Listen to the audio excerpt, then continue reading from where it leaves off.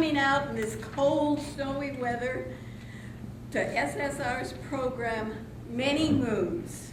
Our cast today: Carol Burt, Shirley Myers, Rob Dietrich, Rose Hanson, Janet Forrest, Shirley Lindell, Richard Paulus, Chuck Felling, Bob Beal.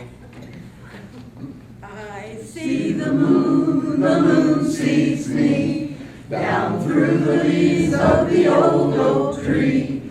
Please let the light that shines on me shine on the one I love. Stay. Our first story is from the book The Man and the Moon, Sky Tales from Many Lands, by Alta Jablo and Carl Withers. One day I asked the wise man, Narsten Aventa from Western China, which is better, the sun or the moon? Well, the moon is better, of course. Why do you think so? Well, the sun comes out in the daylight when you don't really need it, since it's always bright then anyway. However, if it weren't for the moon, it would be pitch dark everywhere at night. And what becomes of the old moon every time it goes away and a new moon comes up? Before the new moon begins to grow, Allah cuts the old moon into little pieces and makes them into stars. Over the mountain, over the sea, that's where my heart is longing to be. Please let the light that shines on me shine on the one I love.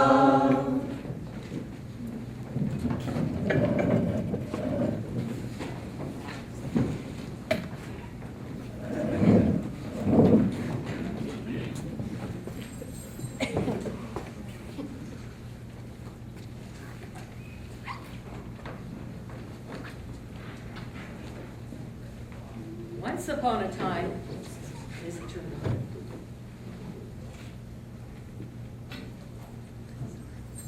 Once upon a time, in a kingdom by the sea, there lived a little princess named Lenore. She was 10 years old, going on 11. One day, Lenore fell ill of a surfeit of raspberry tarts and took to her bed. I will get you anything your heart desires. Is there anything your heart desires? Yes, I want the moon. If I can have the moon, then I will be well again. Send me the Lord High Chamberlain. I want you to get the moon. The Princess Lenore wants the moon. If she can have the moon, she will get well again. I have sent as far as Samarkand and Araby and Zanzibar to get things for you, Your Majesty. But the moon is out of the question. It is 35,000 miles away, and it is bigger than the room the Princess Lenore lies in. Furthermore, it is made of molten copper. I cannot get the moon for you. Get out! Send me the royal wizard. I want the moon for Princess Lenore, and I expect you to get it. Nobody can get the moon. It's 150,000 miles away, and it is made of green cheese, and it is twice as big as this palace. Leave. Oh, have the royal mathematician summoned. I want you to figure out how to get the moon for Princess Lenore. When she gets the moon, she will be well again. The moon is 300,000 miles away. It is round and flat like a coin, only it's made of asbestos. And it is half the size of this whole kingdom. Furthermore, it is pasted on the sky. Nobody can get the moon. Out of my sight! Send me the court jester. What can I do for you, Your Majesty? Nobody can do anything for me. The Princess Lenore wants the moon, and she cannot be well until she gets it. but nobody can get it for her. There's nothing you can do for me except play on your lute something sad. How big do they say the moon is, and how far away? The Lord High Chamberlain says it is 35,000 miles away and bigger than the Princess Lenore's room. The Royal Wizard says it is 150,000 miles away and twice as big as this palace. The Royal Mathematician says it is 300,000 miles away and half the size of this kingdom. They are all wise men, so they must all be right. If they are all right, then the moon is just as large and as far away as each person thinks it is. The thing to do is find out how big the Princess Lenore thinks it is and how far away. I never thought of that. I'll go and ask her. Have you brought the moon to me? Not yet, but I will get it for you right away. How big do you think it is? It's just a little smaller than my thumbnail. When I hold my thumbnail up to the moon, it just covers it. And how far away is it? Well, it's not as high as the big tree out of my window, for sometimes it gets caught in the top branches. It will be easy to get the moon for you. I will climb the tree tonight when it gets caught in the top branches and bring it to you. What is the moon made of, Princess? Silly, it's made of gold, of course. So the court jester. It's on. Carol, Well, it's it on. isn't Just yet. go. It's on. The red light's on. It's not on.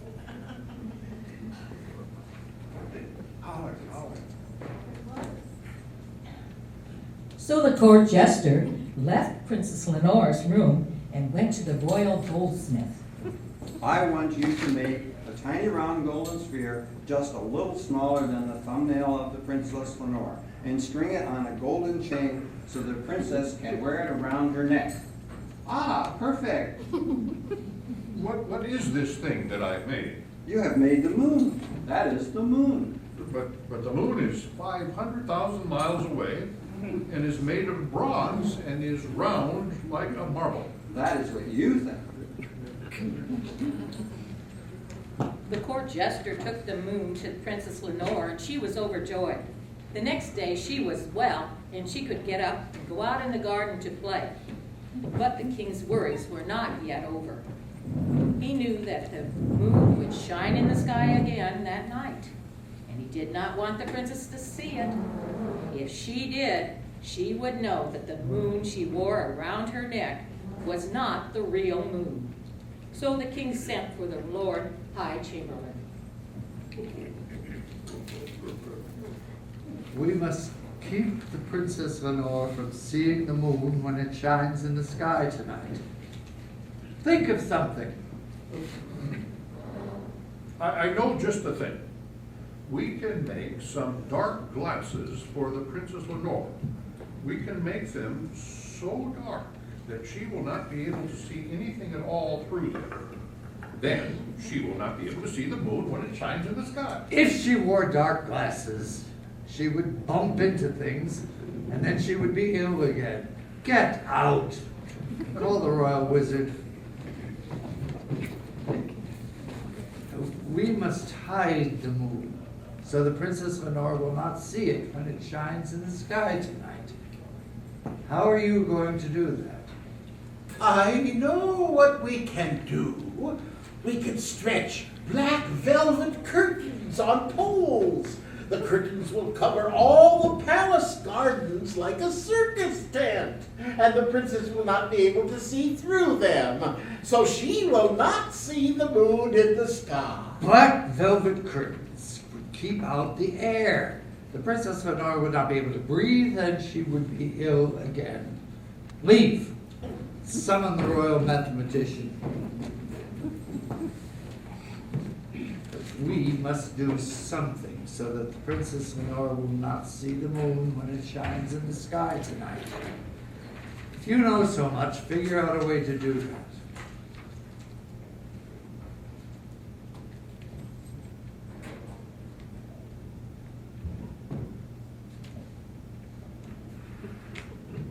have it.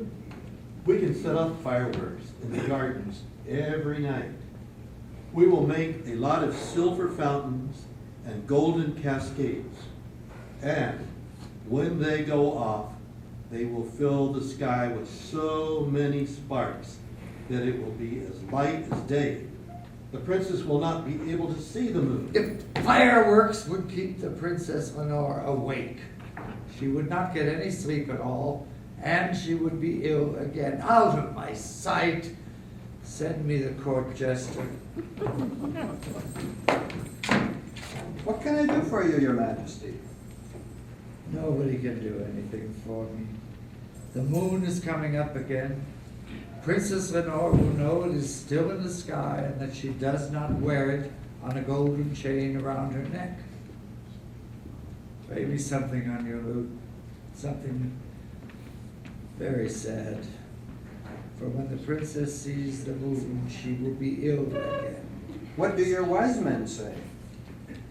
They can think of no way to hide the moon that will not make the princess ill again. Your wise men know everything, and if they cannot hide the moon, then it cannot be hidden. Look, the moon is already shining into the princess' bedroom. Who can explain how the moon is shining in the sky when it is hanging on a golden chain around her neck? Who could explain how to get the moon when your wise men said it was too high and too far away? It was the princess, so I will ask her. Tell me, princess, how can the moon be shining in the sky when it is hanging on a golden chain around your neck? Well, that's easy, silly. If I lose a tooth, a new one grows in its place, doesn't it? Of course. And when a unicorn loses his horn in the forest, a new one grows in the middle of its forehead. That's right. And when the royal gardener cuts the flowers in the garden, others grow to take their place. I should have thought of that, for it is the same way with the daylight. And it's the same way with the moon. Oh, I guess it's the same way with everything. The court jester saw that she was asleep. But before he left the room, he went over to the window and he winked at the moon. For it seemed to the court jester that the moon had winked at him.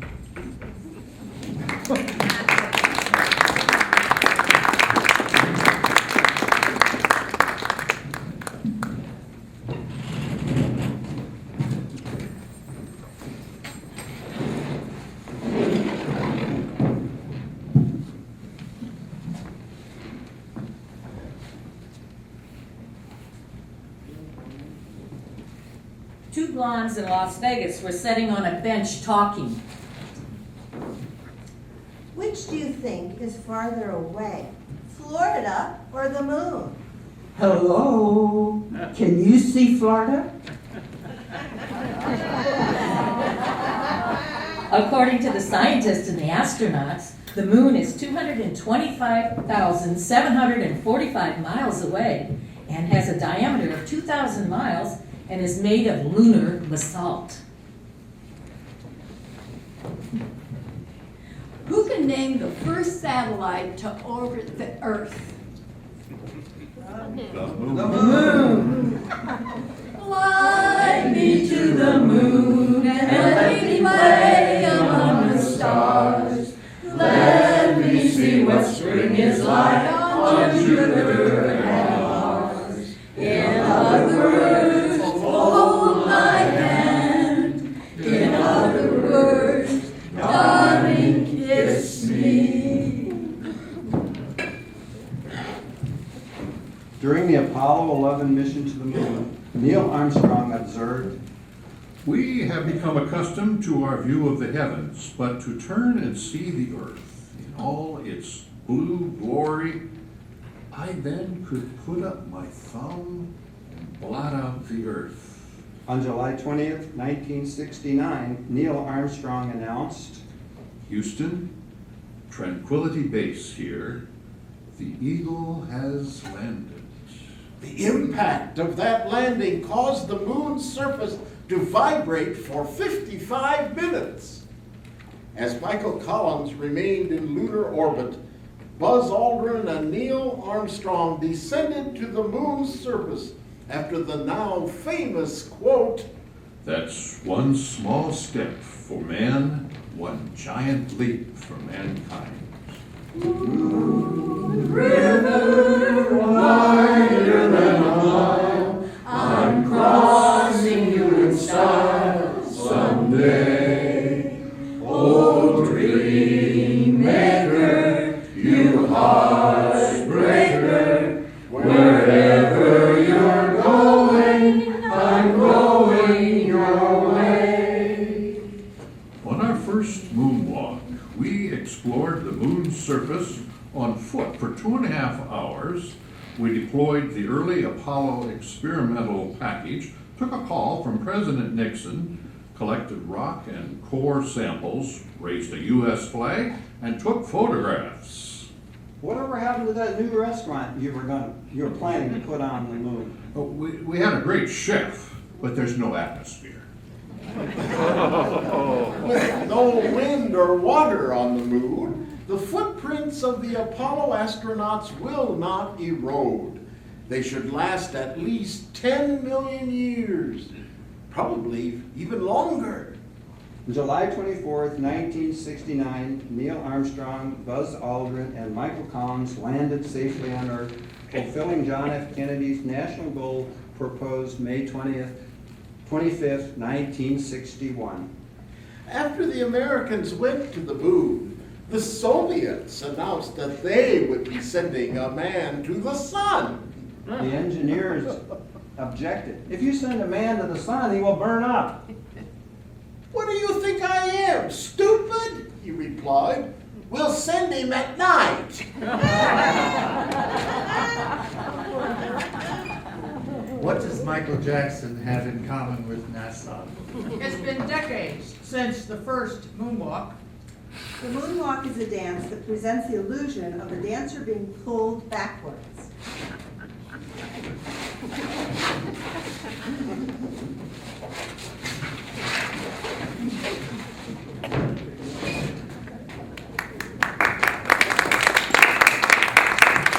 After the program, we will have other demonstrations, and if any of you would like to learn, I will help you. Michael Jackson's execution of the dance gained worldwide popularity after his performance of Billie Jean on Motown 25, Yesterday, Today, Forever, broadcast May 16, 1983. It subsequently became his signature move and is now one of the best-known dance moves in the world. Michael Jackson did not create the moonwalk moves. There are recorded instances of Cab Calloway using similar steps that they called the buzz back in 1932. In 1955, Bill Bailey performed a tap routine and at the end, backslides into the wings. The French mime artist Marcel Marceau used it throughout his career from the 1940s through the 1980s. In the 1950s, Dick Van Dyke performed a similar variation of the moonwalk and camel walk, and in his comedy routine called Mailing a Letter on a Windy Day. The moon, being made of green cheese, is a fanciful belief that exists in mythology in diverse countries with its roots in a fable where a simpleton sees the reflection of the moon in the water and mistakes it for a new green wheel of cheese. In the Serbian tale, the fox leads the wolf to believe that the reflection in the water is cheese, and the wolf bursts, attempting to drink all the water to get at the cheese. The Zulu tale has a hyena dropping a bone to go after the moon's reflection in the water. The Gascon tale has a peasant watering his mule on a moonlit night. When the moon is obscured, the peasant, thinking the mule has swallowed it, kills the mule to recover it. A Turkish wise man, thinking the moon had fallen into a well, fetches a chain and a rope to rescue it. When the rope breaks, the man falls back, sees the moon in the sky, and praises Allah that the moon is safe. On April 1st, 2002, NASA proved that the moon was made of green cheese with an expiration or sell-by date using doctored pictures purportedly from the Hubble telescope.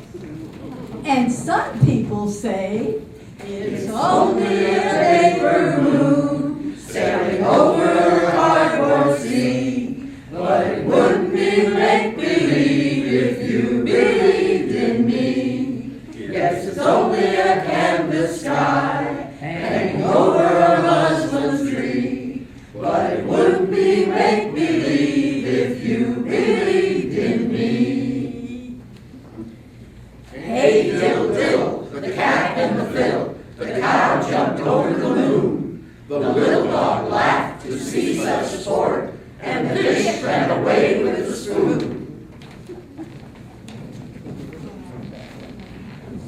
Mother Goose's century-old classic nursery rhyme added a new phrase to the English language, over the moon, meaning a great accomplishment, very happy, or delighted. Sports managers often use this when their team overcomes enormous obstacles with a victory. In Jennifer Koldenko's book, Moonstruck, the true story of the cow who jumped over the moon, the crazed, mentally deranged cow was so influenced by the moon, she was able to jump over it. The book is narrated by a horse who begins, Mother Goose, what a bag of feathers she is. She makes it sound so easy. 941 pounds of cow meat, not counting the other, catapults 240,000 miles to jump over the moon. And what does the old goose woman write? One lousy line, not even a whole poem. I know for a fact the cow was hurt by it. But who am I to say? I'm just an old brown horse. He ends in the story. I can tell you that when she came back, there wasn't a dry eye on the whole planet, which is why I know for certain that Mother Goose wasn't around, because if she had seen that Holstein jump the moon with her own eyes, she wouldn't be wasting her time writing about cats and fiddles and the courtship of dishes and spoons. She would have written a whole book about that cow. The term moonstruck originally meant a person chosen by a goddess, and that person was said to be blessed. The more modern definition is dreamily romantic or bemused. In the movie Moonstruck, a major critical and commercial success, starring Nicolas Cage and Cher, John Patrick Shanley's witty script puts an octet of New Yorkers under a lunar spell one romantic night. It was an exuberantly funny tribute to love and one of the decade's most appealing comedies. It must have been moonglow, way up in the blue. It must have been moonglow that led me straight to you. what is all this talk about the man in the moon? I have a little secret I'd like to impart that I hope doesn't give you too much of a start. Though it's shocking, it's completely true. I know it isn't gossip or rumor, of course, for I've had it from quite a reliable source, and I'd like to pass it on to you. The man in the moon is a lady with lipstick and curls. The cow that jumped over cried, jumpin' Jehovah. I think she's just one of the girls. She goes to sleep on her bed of green cheese. It isn't a nightgown, it's a satin chemise. Oh, her friends are the stars and the planets. She sends the Big Dipper a kiss. Don't ever offend her. Remember her gender. The man in the moon is a myth.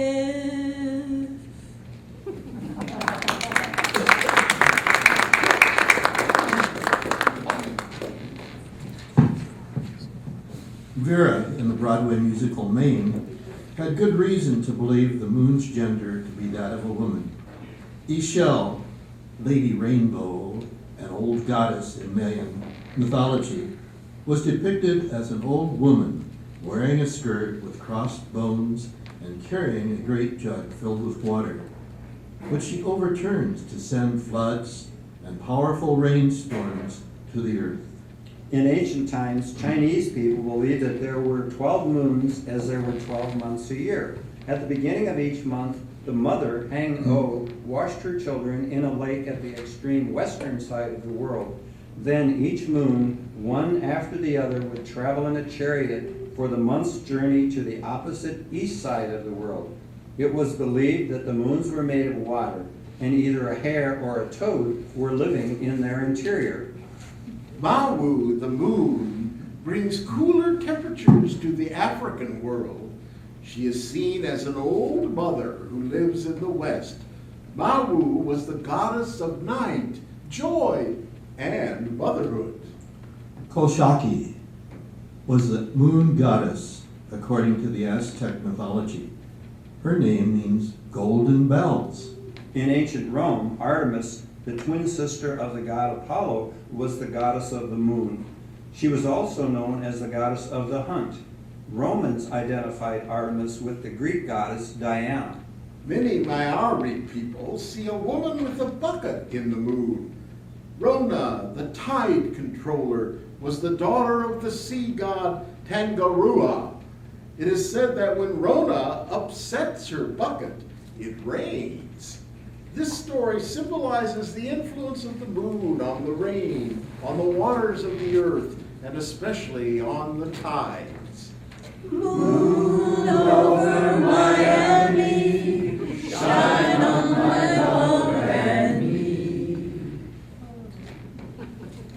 Inspired by Ray Charles' Moon Over Miami, Denny's restaurant added to their menu, Moon Over My Hammy. It's a delicious and versatile scrambled egg sandwich with deli sliced ham, Swiss cheese, and American cheese on sourdough bread. It can be eaten for breakfast with hash browns on the side, or for lunch with a side of French fries. The Hawaiian version substitutes Spam for ham. Then it's Moon over my Spammy.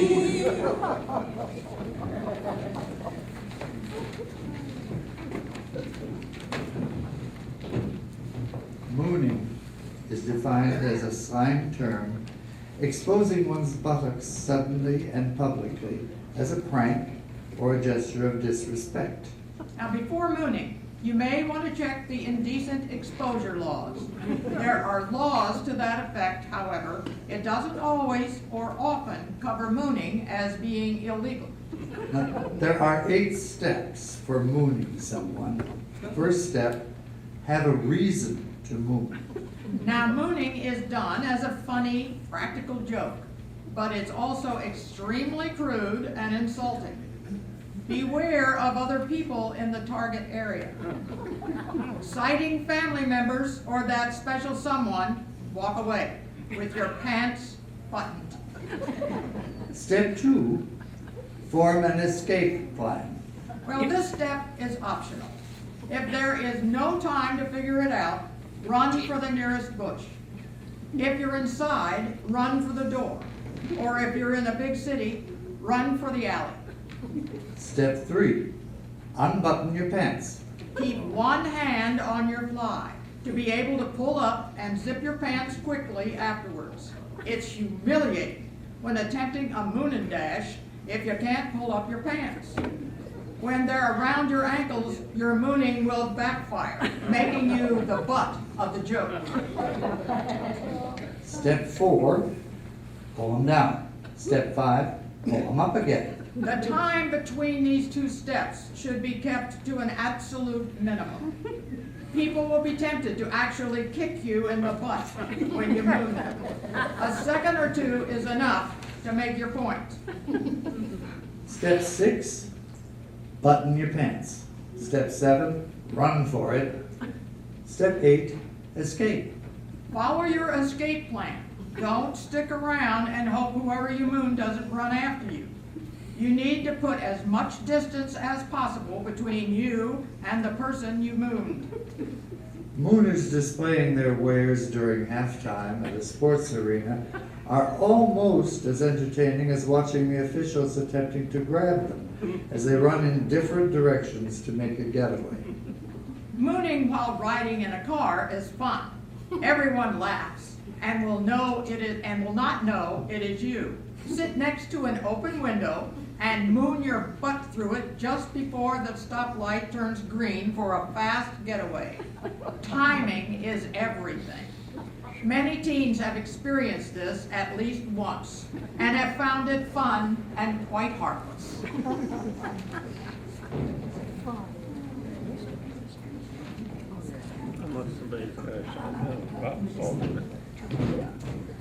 The subject is mooning. How many of you have ever been mooned? It happened to me almost 30 years ago.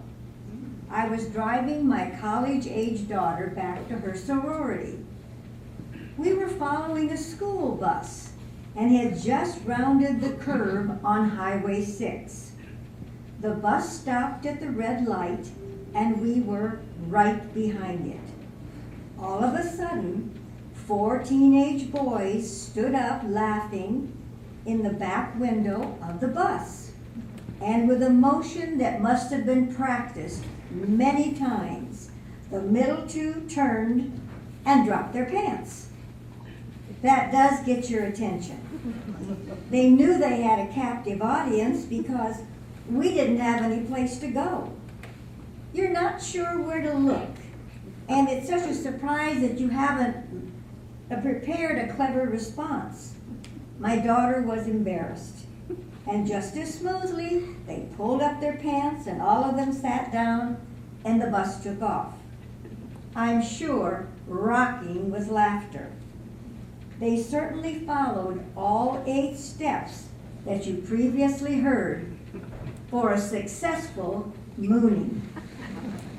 Once in a blue moon, we think it's funny. Once in a blue moon, it makes us laugh.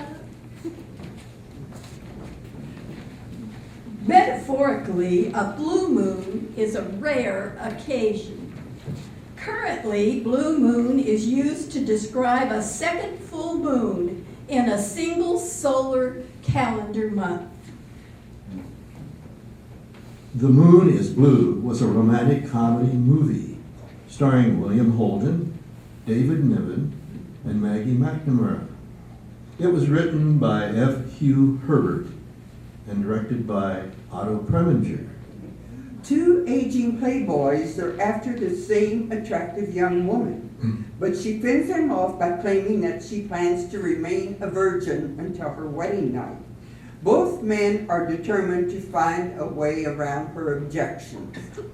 On July 13th, 1951, Herbert was advised that his screenplay was in violation of the Motion Picture Production Code because of its light and gay treatment of the subject of illicit sex and seduction. Contrary to later legend, the words virgin, mistress, and pregnant, all of which had been in the original play's dialogue, were not singled out as objectionable. United Artists released the film without the seal of approval for an adults-only audience in one movie house in Chicago on June the 22nd, 1953. It went into general release on July the 8th. The success of the film was instrumental in weakening the influence of the production code. Moon, moon, you saw me standing alone, without a dream in my heart, without a love of my own. Blue moon, you knew just what I was there for. You heard me say a prayer for someone I really would care for.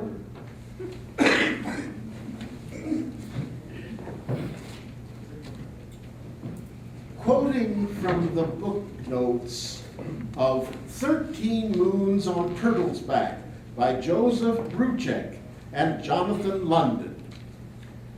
The native people of North America have always depended upon the natural world for their survival, watching the transformations not only in their surroundings going on with each season, they also look up into the sky and see its changes. In many parts of North America, they relate the cycles of the moon called Grandmother Moon to those seasons. And every year there are 13 of these moon cycles, each with 28 days from one new moon to the next. Many Native American people look at Turtle's Back as a sort of calendar with its pattern of 13 large scales standing for the 13 moons in each year. Whether they believe in 12 or 13 moons, most of them have given names to the full moon based on the natural world. Some use several different names because so many things happen at the same time. Among the Potawatomi, for example, February is known just as moon when baby bears are born, but also moon of snow and moon of the wolves. Some settlers that moved into the northern and eastern parts of North America started using the names the Algonquin people had given the 12 full moons of each year, along with their reasons for the name. January was called the wolf moon. Hungry wolf packs howled at night. February, the snow moon, when the heaviest snow fell. March, the worm moon, was the start of spring, when the earthworms and the robins that eat them began to appear. April, the pink moon, for an early spring flower called moss pink that started blooming then. May, the flower moon, when many types of flowers started to bloom. June, strawberry moon, when strawberries were ready to be picked and eaten. July, buck moon. New antlers of the buck deer coated with velvety fur began to form. August, sturgeon moon, when the large fish found in the Great Lakes were easily caught at that time of year. September, the harvest moon, when farmers could continue harvesting until after sunset by the light of the moon. October, hunter's moon. Hunters tracked and killed prey by moonlight, stockpiling food for the coming winter. November, beaver moon, was the time to set beaver traps before the swamps froze to supply warm winter furs. And December, the cold moon, when the cold of winter really sets in. Shine on, harvest moon, up in the sky. I ain't had no love since January, February, June, or July. Snow time ain't no time to sit outdoors and spoon. So shine on, harvest moon, for me and my gal.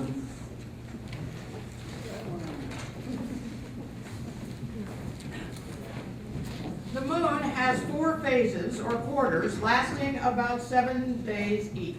The first 2 quarters, known as the light of the moon, the light is increasing or waxing. After the full moon, the 3rd and 4th quarters, known as the dark of the moon, the light is decreasing or waning.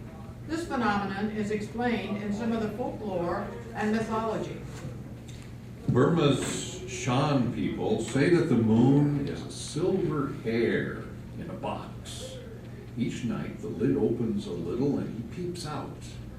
It opens up a little more each night until at full moon the hair comes entirely out of the box. Then he returns to the box, gradually closing the lid until he sinks down inside. The lid shuts and all is dark. In Hindu mythology, the moon was thought to be the storehouse of the elixir of immortality that only the gods could drink. As the gods drink it, the moon wanes because they are drinking away some of its properties. Anagan, the moon god of some of the Inuit people of Greenland, chases his sister Melina, the sun goddess, across the sky. During this chase, he forgets to eat and gets much thinner, symbolic of the waning phases of the moon. To satisfy his hunger, he disappears for 3 days each new moon and then returns to chase his sister all over again. Caroline moon, keep shining, shining on the one who waits for me. Caroline moon, I'm pining, pining for the place I long to be.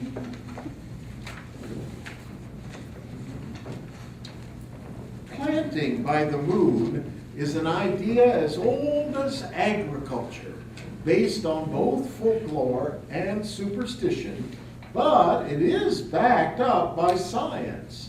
Just as the moon's gravitational field pulls the tides in the oceans, it also pulls upon the Earth's subtle bodies of water, causing moisture to rise in the soil, which encourages plant growth.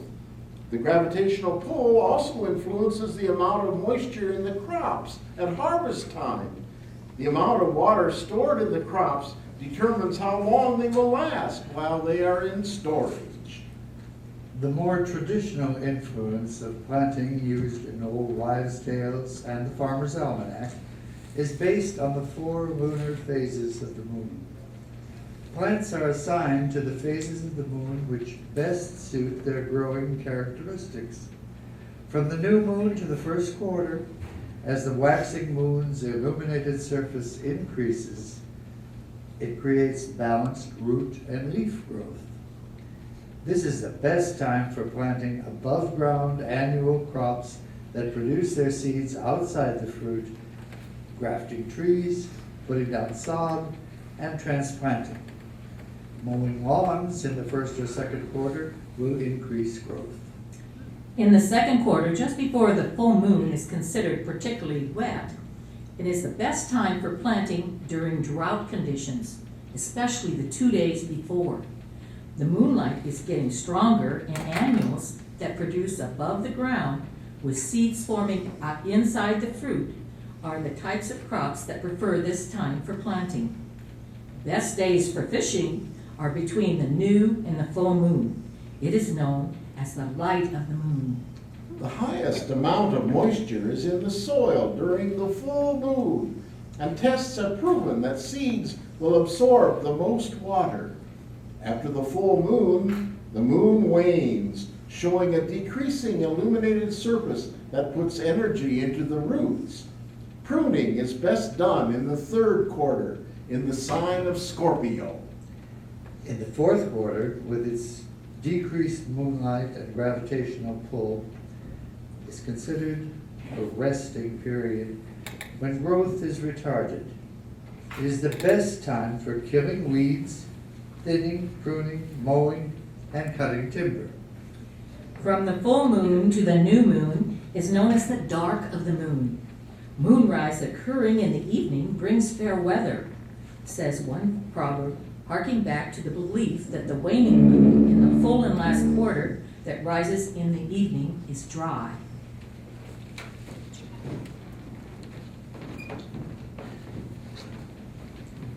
After supper on a moonlit night, a child asked his mother, "Ma, Why do the other kids tease me and call me a werewolf? Stop talking and go brush your face.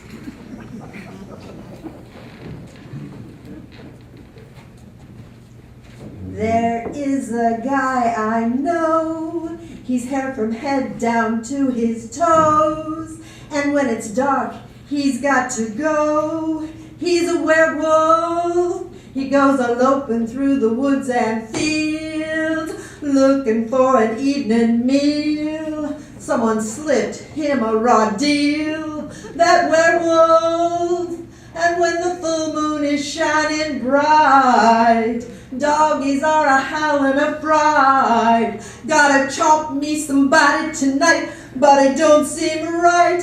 Oh no, it don't seem right.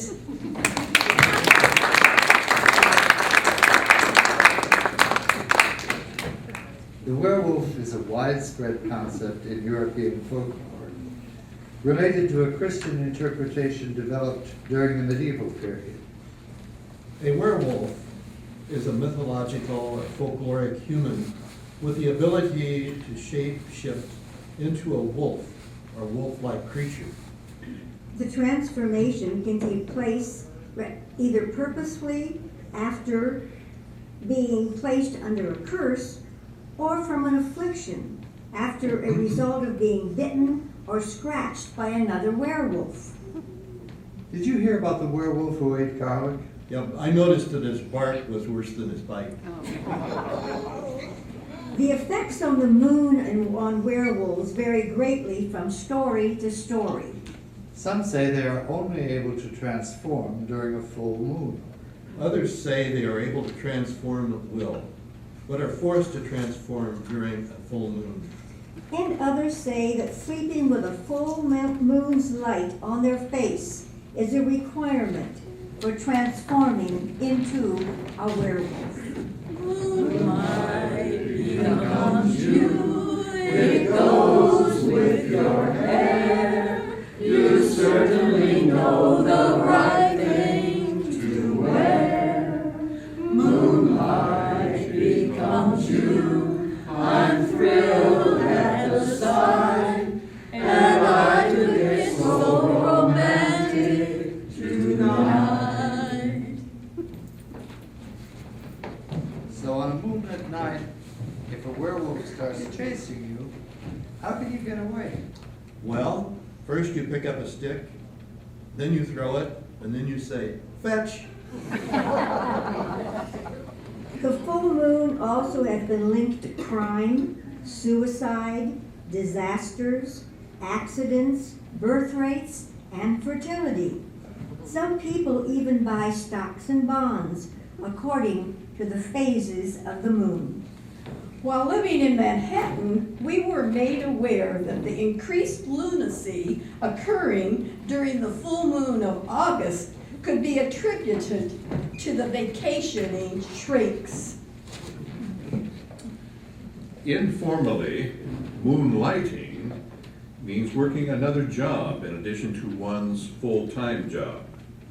Like holding a second job, he was moonlighting for 3 months. Sometimes it means holding another job at night, often one of a sketchy nature. Right.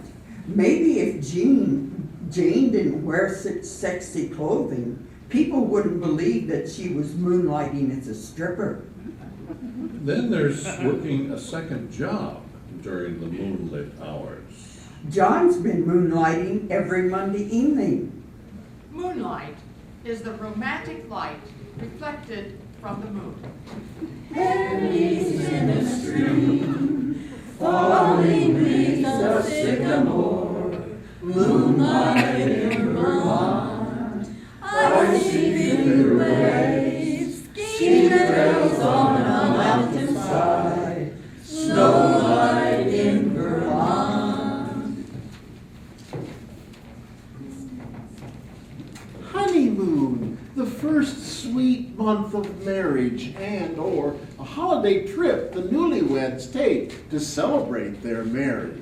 By the light of the silvery moon, I want to spoon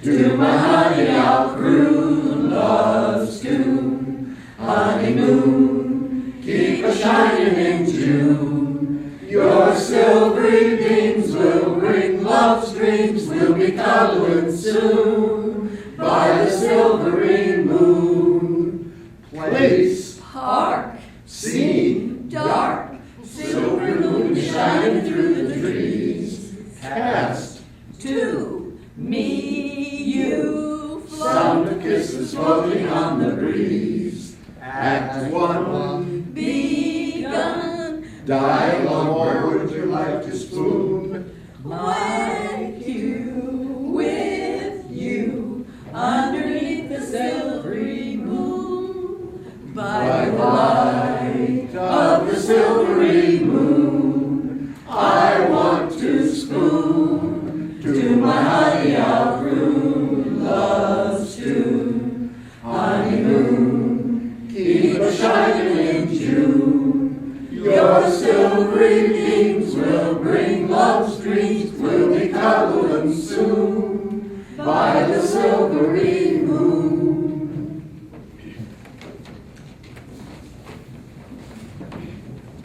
In The Honeymooners, the newlyweds, Ralph and Alice Cramden, reside in the same apartment building with Ed and Trixie Norton. 15 years after the Depression, Ralph, a bus driver, and Ed, a sewer worker, were still struggling to make ends meet. Then, since their sincere attempts to better their lives with various get-rich-quick schemes inevitably backfired. Alice would point out the flaws in their schemes, leaving the exasperated Ralph to remark, One of these days, Alice, pow! Right to the moon!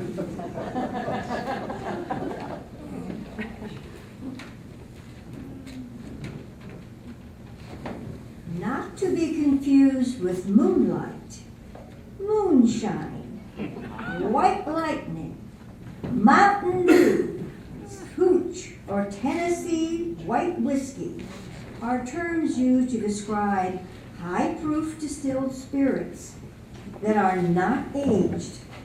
It's a clear and generally produced illicitly.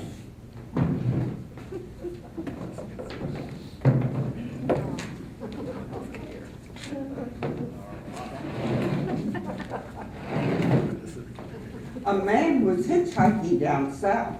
A farmer in a truck stopped to give him a lift.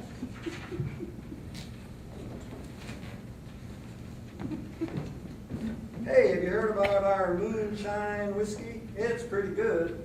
I don't drink very much, and that moonshine would probably be too strong for me. You gotta try some. Here, take a drink. Oh, no thanks. I really don't think I care for any. No, I insist, have some. No thanks, really. I said, take a drink.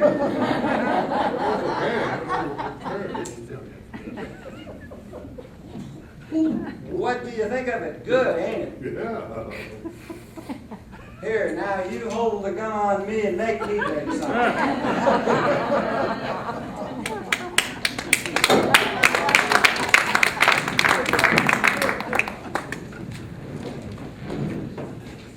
Moonshine did not originate during Prohibition. After the Revolutionary War, whiskey was highly taxed to pay for the war. Poor farmers built stills in the wilderness of the Appalachians, distilling whiskey at night in the moonshine to avoid the tax collectors. To save money, amateur distillers during Prohibition often used car radiators containing lead and antifreeze as condensers in their stills, and added things like embalming fluid or industrial alcohol that led to blindness and brain damage to those who drank it. The only reason that moonshine is illegal is because anyone who distills spirits in the U.S. has to pay a federal tax. Moonshiners don't pay the tax. Local police usually ignore them because they ain't hurting anyone. The alcohol content is extremely high, usually in the range of 160 proof. It's a drink with such a potent punch It'll put hair in your chest and then burn it off. Old Jeffro's next door's making moonshine again. How can you tell? Did you smell it? No, but a bunch of mice from over his place came over this morning and beat up the cats.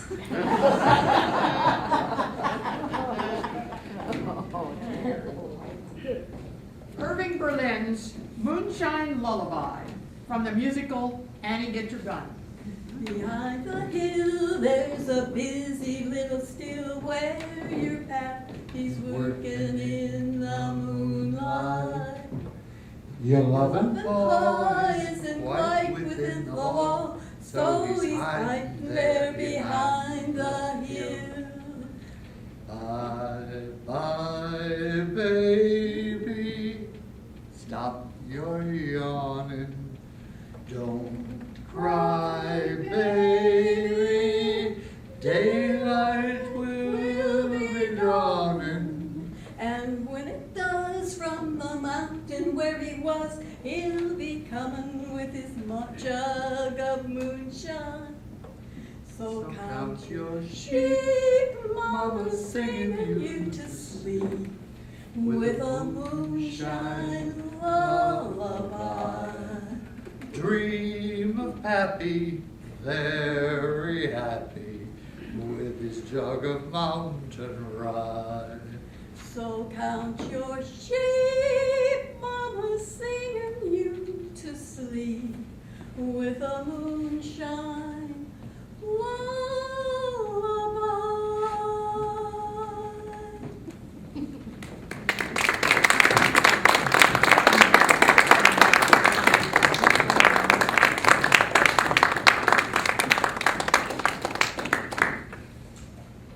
And